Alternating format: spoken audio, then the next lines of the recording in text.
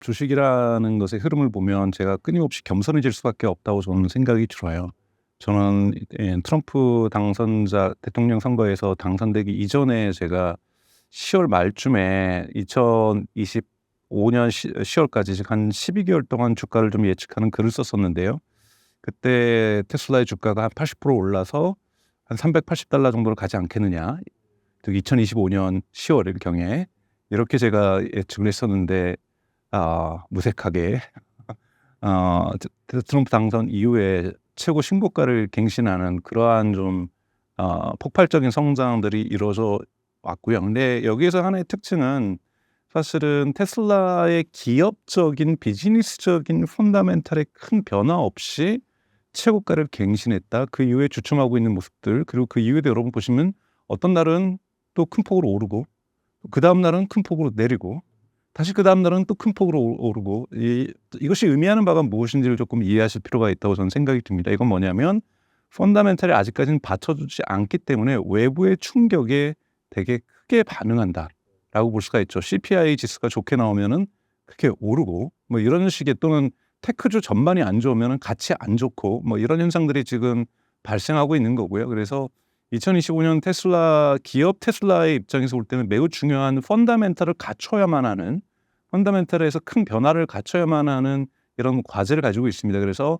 그때까지는 계속해서 이런 출렁이는 모습들을 계속해서 보여줄 거라고 저는 보고 있습니다. 그래서 한번 이렇게 출렁일 때마다 뭐 마음 상하시고 기분 좋으시고 이러실 필요는 없다고 좀 생각이 들고요. 좀 냉정하게 테슬라의 펀다멘탈이 앞으로 2025년, 2026년, 2027년 어떻게 발전해 나갈 수 있을 것인가를 좀 보시는 것들, 그리고 거기에서 어떤 도전이 있고 어떤 실수를 또 테슬라가 할 수가 있는지 이런 것까지 함께 보시는 노력들이 좀 필요하다고 저는 생각을 하고 있습니다. 트럼프 당선의 긍정적인 효과가 테슬라에 분명하게 존재하고 있고요.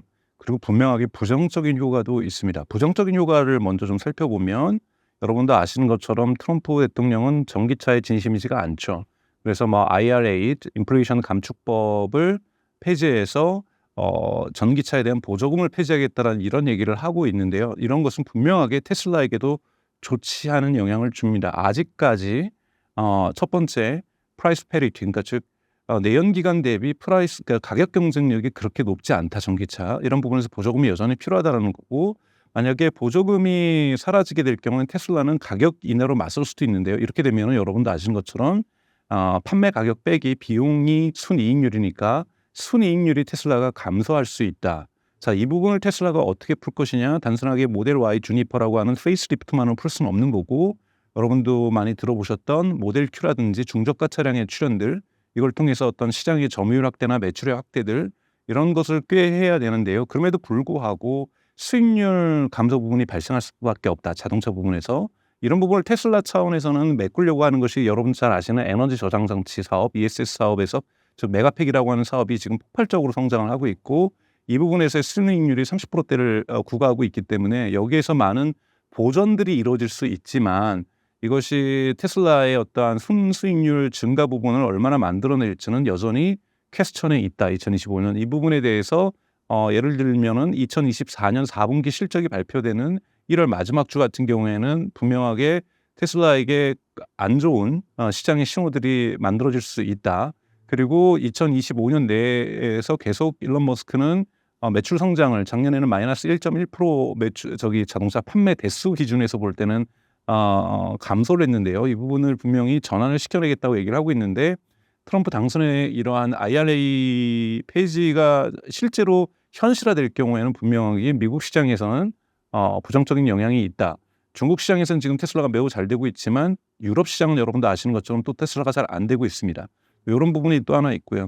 두 번째는 이제 정치적인 리스크의 증가죠.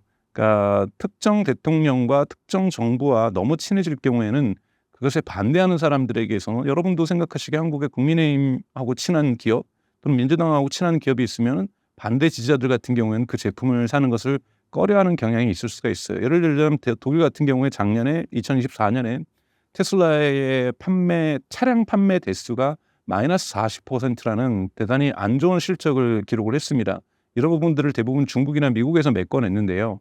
특히 마이너스 40%를 한 상황에 영향이 또 뭐가 있냐면, 일론 머스크가 지금 독일은 올 봄에 재선거를 하게 돼 있는데요. 총선을 국회를 해산하고 다시 재선거에 들어갔는데 거기에 극우 정당이라고 하는 AfD 정당 대표하고 화상으로 뭐 인터뷰를 한다든지 이런 식으로 하다 보면은 이 정당에 대해서 대단히 국민들이 데모도 하고 있고 시위도 하고 있으면서 독일의 극우 정당 출연에 대해서 우려를 하고 있게 되는데 그 정당의 대표하고 인터뷰를 일론 머스크가 한다. 이럴 경우에는 독일 소비자들 층에서 테슬라 상품을 거부하려고 하는 운동들이 전개될 수가 있는 거고 꼭 운동까지는 아니더라도 그런 심리가 소비 심리가 확산될 수가 있기 때문에 좋지 않을 수가 있습니다. 그래서 이 두 가지 부분 이거는 뭐 굳이 지금 독일로 제한하지 않고 지금 영국도 마찬가지고 또 이탈리아도 마찬가지죠. 이런 부분들이 일론 머스크가 계속해서 정치적 개입들과 정치적 표현들을 계속해서 해내는 것은 사실은 테슬라에게 긍정적으로 바라보는 사람들도 증가할 수 있지만 부정적으로 바라보는 사람들도 크게 증가할 수 있다. 이거는 테슬라 차량 판매에는 부정적인 효과를 가지고 있다라는 말씀을 좀 드리고 싶습니다. 그래서 이 두 가지 IRA 폐지법 그리고 유럽 정부하고에 있어서의 각 정치 세력과의 일론 머스크의 어떠한 이런 조합이 결국 소비 심리를 위축시킬 수 있다는 부분에서 좀 우려스럽고요.